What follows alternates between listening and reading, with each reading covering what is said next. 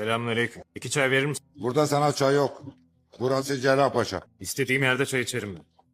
2 tane. Demli. Polat Alemdar, sen bize piyangodan mı çıktın? Reki piyangodan çıktım torbacıca. 2 çay için marka mı çekeceğiz, silah mı çekeceğiz? Namımız sana kadar gelmişle bizim kahvede tavşan değil insan kanı içildiğini bilmez misin? Ben bütün Cerrahpaşa'yı bilirim. Misal Nevzat dayı. Yaz kış buradan çıkmaz. Çıkıp ne yapsın? Yengeyi geçen sene defnetti. Çocukları da hayıfsız çıktı. Tabii. Düştünüz ama töküme. Nerede düştük? Daha 6 maç var. Eşref. Arkasındaki Atakan. Oradaki Bayram. Karşımdaki Hüseyin. Hüseyin. Oğlun 7 zayıf getirmiş öyle mi? Evet baba bilmez benim çocuğumun zayıfını. Sen kimsin lan? Polat Alemdar, anladık. Hasımlarını iyi bellemişsin. Bilirsin ki ipek edenlerin son muradı sorulur. Muradın nedir?